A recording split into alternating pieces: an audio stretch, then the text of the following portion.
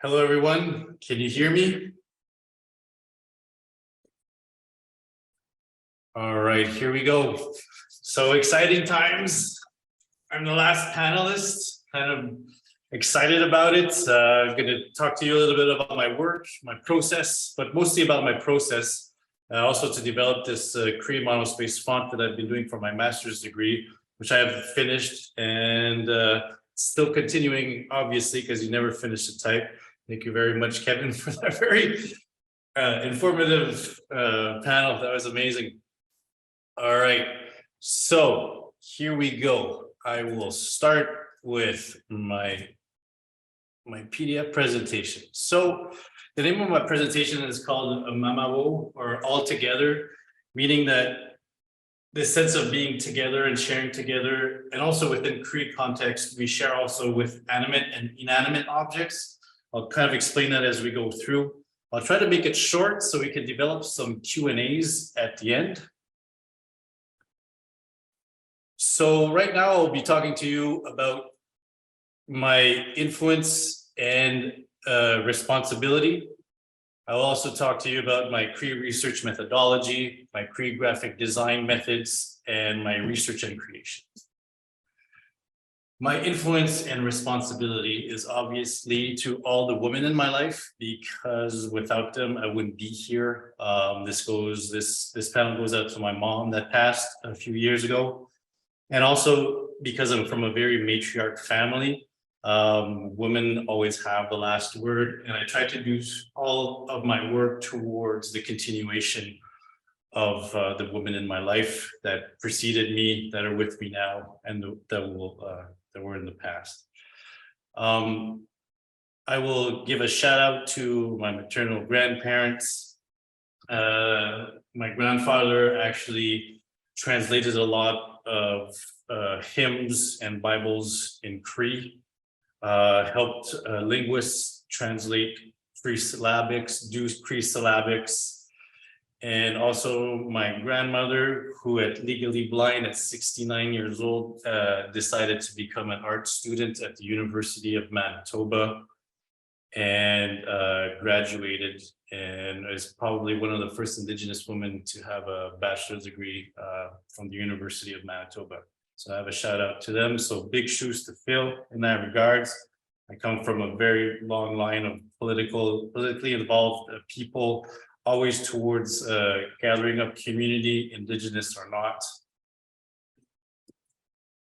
So basically, I work from the premise that differences can unite us. And I acknowledge that it is only when we think and work collectively that a community has the opportunity of becoming stronger. Based on my personal and professional experience, opening pathways of communication between elders, youth, and everyone in between strengthens understandings of our relationships to one another. So let's dive into a little bit of the my Cree research methodology. I'm going to start with a little quote for this section. The proposition of integrating spiritual knowings and process like ceremonies, dreams, or synchronicities, which act as portals for gaining knowledge, makes mainstream academia uncomfortable, especially when brought into the discussion of research. This is because of the outward knowing versus the inward knowing dichotomy also has much to do with Western science's uneasy relationship with the metaphysical. Sébastien, I'm going to interrupt you briefly. Yeah. Is there a presentation? Because we're not seeing your screen. You're not seeing my screen? No, and we really want to. So, yeah, perfect. Now do you see it? Yes. Oh, sorry about that. So let me start over real quick. Let's do it. Okay, so I will be talking about my influence and responsibility, my Cree research methodology, Cree graphic design methods, research and creation. All right. So I talked about my influence and responsibility, obviously. The type that you see here is a type that I made called Anthropocene. But let me go here. So I already said this. Sorry, guys. Sorry, I'm not rocking this, but we'll move on. So here, as a research methodology here, this is where I was at. Where was I? Yet all ways of knowing are needed, and the Cree ancestors knew this. They know about inward knowing and valued it highly. So inward knowing is something that comes inside of you that goes out, more so than something that's outside of you that comes in. So let's say in Western academia, it's what you learn from this dead white person that tells you just this is the way it is to a certain extent. But this inward knowing in Cree notions or methodology, I think, is where your spirit comes from. In fact, that inward knowing was a central integral component to how they approached the buffalo hunt and their most deeply sacred ceremonies. They were able to share teachings through stories about their experiences passed on using the oral tradition, and was respected as legitimate. Why research be different? So this is Margaret Kovac, Indigenous methodology. So what it makes me think about is that we're all students to our research. We're all students to our community. We're all students to knowing if you've been have a sense of displacement. Now you're part of this. You're now part of this notion of what it is to be with your tribe, to be part of your community. So yet by making or doing research, we create not only methodology, but an epistemology. So making so that we're creating new things as a whole while we're researching and creating, both of which are interconnected. If in Cree culture everything is connected or related, perhaps research, creation, and knowledge are connected as well, when one cannot be without the other. Meaning that if you're a traditionalist or a type designer, a designer, or anything of that regards, the research that you do, the information that you have from traditional people or non-traditional people, from children, from trees to air to everything, are very important to your surroundings, obviously. So here's my Cree graphic design methods. So using the preceding lessons on relationality and responsibility, I've developed a Cree methodology rooted in Cree ethics and the Cree worldview. I stopped trying to use the term indigenous because I think it's too Pan Am. I have to more concentrate on myself, and that's why I use the word Cree worldview. Most of these have been heavily based on Dr. Margaret Kovac's notion of indigenous methodology. So I have point form the features of the Cree methods that I like to implicate within my design. And I can talk about it a little bit. So I do consult with my elders. I have a nice little story to tell you. When I was developing my fonts, I actually went to my reserve, which is Opaskwayak Cree Nation, 7 hours north of Winnipeg. I had to drive there by car during the winter time, just before COVID. And basically what happened is when I got there, I rented a room. I didn't want to bother family. I had elders, community people lined up so I could talk about the fabrication of my Cree monospace font, because that to me was very, very important. But what happened is that day, weirdly enough, everything was going fine. I had everybody lined up for the next day. And it's already hard to actually work with a community and get people lined up, as some of you may know. The next day that I got there, COVID hit. I was told by members of my community that either I stay or either I go. I had to leave. And I decided to leave, obviously. So for 2 years, I couldn't go back to my community. I couldn't consult. So what I tried to do is try to talk with elders on the phone and do all these things. But on the way back, it gave me the opportunity to be with my grandmother, who's 104 years old as of now. And we had cake and tea and bannock, and we shared. And she just told me everything's going to be okay. Finish this font. I don't really know what you're doing, but it seems smart. She's very witty. So also another thing that's very important to me is the legibility for the entire community. I try to be respectful towards the sense that everything should be understood graphically by young to old, people that know nothing about design or graphic design or art, because I do a lot of art publications for the contemporary art scene in Canada, the United States. So everything has to be reasonably understood by everyone. I prioritize Cree voices in regards that as a tribe, as being Cree, I try to take what I have that's this inward knowing as a graphic designer and implicate it in the design that I'm doing for different indigenous artists. So meaning that what I'm doing so is that I'm sharing this moment with them. I'm trying to learn about them. I'm doing a lot of research. I read all the essays, look at all the art every time I design a book. We'll look at the books later on. So, but I try to prioritize this Cree voice. I don't try to be forceful of it. I just try to show that I'm coming from as a Cree perspective. So I maintain relations with non-human beings as well. So in Cree culture, we have notions of what's animate and inanimate. So let's say a rock is animate and a tree is inanimate. This rock has a spirit. We have respect towards it. We need to know that what we're doing now can affect this rock, can affect the future, can affect the present. Reciprocal research, that's something maybe that I was talking about at the first, the panel that we did with Kevin King, is that I try to build relationship with the community and make sure that when I go and visit the community, I build a relationship. I try and go there with coffee, tobacco, food, blankets, different things to know that I'm this value of sharing, because that was the old trading system. It's not just research. They're helping me and I'm hopefully helping them in that regards. Minimize harm basically is thinking 7 generations in the past, 7 generations in the future, to understand that our present affects both and we represent both. So this is a conversation that I had with Stan Wilson. Stan Wilson is very, very important elder on my community, as you can see down here on the bottom. So basically, this is a conversation I had for my thesis. This is my last question. So what called the computer in Cree? Because that very intrigued me, because what I tried to do with my model space font is to try and see if we can code it to actually find spirit in it and influence it and maybe make it kin, like make the machine kin, have a relationship towards it.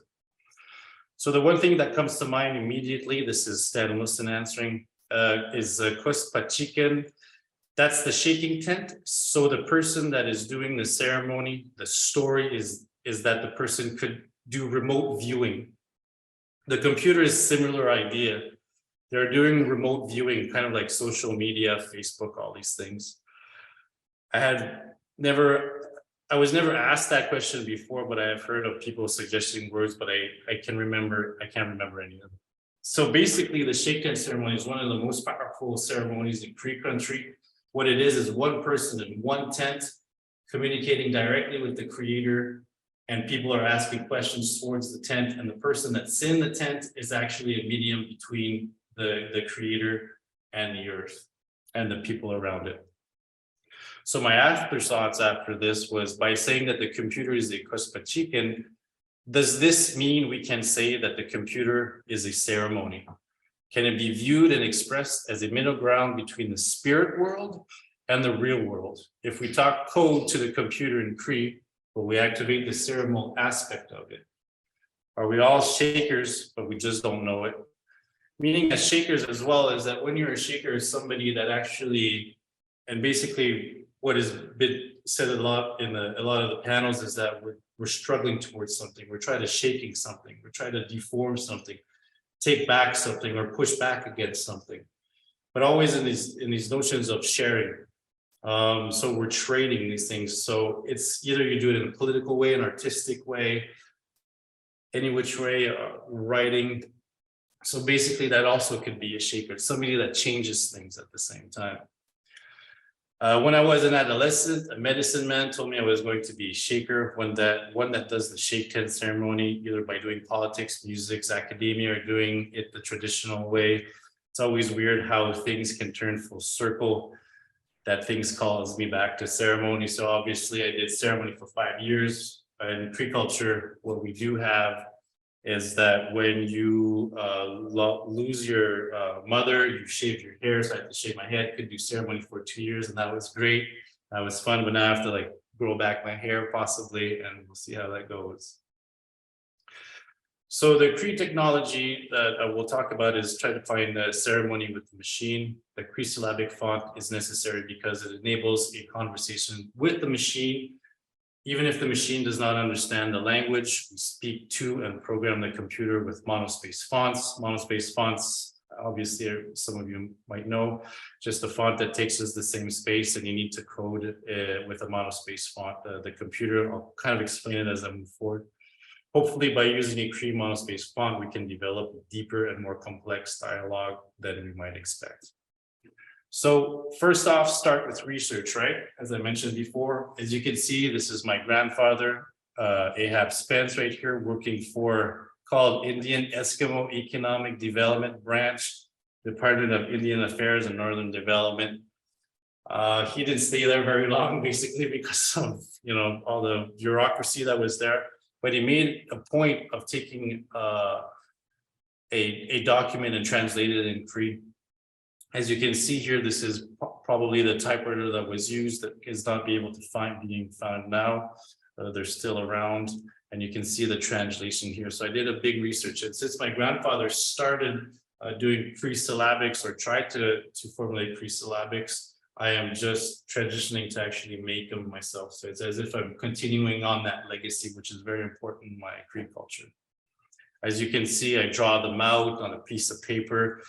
Then I tried to vectorize them, and I'm a print designer, so this is my first time doing type. I had no idea. It's as if I'm just had this sense of urgency. I really had to do it. So basically, as you can see, we're implementing it in glyphs. We're working it out. I worked a lot with Alan Schools, who's an amazing type designer. They type. Go check them out. Here, as you can see, we're trying to, you know, trying to code it, get it to work, get it to function. Worked with a person called Seva. It's happening. We're coding, we're almost there. We're coding the computer. And then as you can see, now we're actually coding in Cree syllabics. And this, I never thought I expect to be able to get to here. The only thing that I wanted to do is to try to get here. But obviously I need to learn my language to actually be able to code in Cree because I don't speak Cree. And obviously making the Cree font helps me to actually learn my language. So right now what I have is ongoing. I am an artist in residence at Concordia University, and I'm teaching there. I run a design studio called otami.ca. Go check it out. We will go check it out right after this, so I can show you a little bit how I've implemented Cree syllabics into my website, into my work. I make music at my local church organ, trying to reconcile. My grandfather was a priest, so Ahab Spence was a priest. So I'm trying to reconcile with the church by going there, playing music. I see myself as this, I'm just like some free little boy trying to learn the instruments made by the white man, by the settlers. I also make art at the local dump, obviously. Developing the idea of a Cree syllabic font made by AI. I guess that would maybe be a doctorate. Obviously, I'm doing the best I can do and learning from my mistakes. So let's go see the website right now. All right, so as you can see, this is the website that we branded here called Otami. Obviously, as you can see right off the get-go, is that I'm trying to use Cree syllabics. We developed a Cree syllabic system based on gathering sticks to make a fire so we can share story, make food, be warm, make tea. But obviously it doesn't look like wood, but it feels like little pieces of wood in here and there, pieces of birch bark. And it looks like when you get on there, for the settler person, you kind of don't understand, but for an indigenous person or Cree person, you're trying to figure it out. So obviously when you hover over it, you have the words that pop up. And for me, that was very important because it's as if the continuation Cree first, as I mentioned, the Cree voices need to be first. And then after this, when you have the Roman orthography. And I don't know if you know, most of you Pre-Roman orthography was always made lowercase back in the day from the books that I've seen. So I made it uppercase because I just needed to have that dexterity as a graphic designer, but also I needed to sometimes, if I ever want to scream against the Canadian government in an email, I can now because I have uppercase. Otami basically means busy or somebody that's, or it's approved by my granny, but we've debated it. But basically, it's like somebody that's, doing something. Again, we have the projects, we have the about, and we have an archive section. So I'll go into the project section right now. So I don't have all the work here, but this is a book that I did in 2017 for Indian and Northern Affairs. Now they've changed their name so many times, like just call it Indian and Northern Affairs. And basically it was a book that I did for Michel Lavallee for the art collection there. And what you see here is I tried to use the shape of a sun and the shape of the moon, meaning the conversation between grandfather sun and grandmother moon. And we're in between, tried to find a font system where we had the French and the English. I pushed to have it in the indigenous language, but that would have been another project in itself. And we did good, everyone, with this, because when I say we, it means everybody implemented, everybody that's here. This book was actually on, what's his name, Justin Trudeau's wife coffee table for a photo op. So that was a big plus. So that was really great. This is also a book that I did for Jason Berg. This was really fun because Jason Berg is Métis and I learned about his culture and different things. So that was really fun to do. And basically I did a first concept, did not like it, had to redo it completely within a week, laid it all out. This is what happens. I mean, sometimes it looks good, but there's always this force behind you that you struggle with to get things done. So basically we use the turquoise color and we try to use an energy or this gradient that we put in within the book to show like in between the trees or in between the humidity or the spirits that we're traveling through the space. And we did a typesetting. We had super great fun. As you can see, it's embossed. I was really into that. I'm now out of that. Foil stamping. This is one of the first publications that I've done on newsprint with Candace Hopkins. This is another book that I did with Kitchener-Waterloo Art Gallery. And as you can see, it was a double-sided book. Tried to work the typeface in different ways because our tribes move and do different things. And then here tried to do it. We did a publication where actually did it's like we try to treat it as a magazine, so every artist had a different spread. To talk with others here, we tried to use these circular shapes for all the tribes representing the drums from this part of this west coast. Woody Amin, this was really fun because I had to represent spirit as water or spirit traveling on top of water. And this was kind of like, this is why I use abstract forms. There was more than one tribe involved in this. You can see the poster behind me actually. And we used a copper Pantone ink with a fluorescent green. Here, this was fun. This was with a non-Indigenous person. And they told me to have fun with type, and I did. They gave me the font to use, and I just went to town and had amazing fun and treated this as kind of like a collaborative art project. Again, you can see where I'm trying to be try to show the aspect of my culture here is that I'm trying to mix Cree and non-Cree or Roman orthography here, but as soon as you hover, you see it move again. So it's taking space, giving space so people can learn the word. They might not be able to say the word in Cree, but they can hover over the syllabics and know that that's what it means. Hopefully, not trying to explain it too much. On the right, that's me. That's Sita, and that's Alan's on the far right. Ekose, meaning thank you in Cree. Woliwan in Malisi, merci, thank you, and we got this.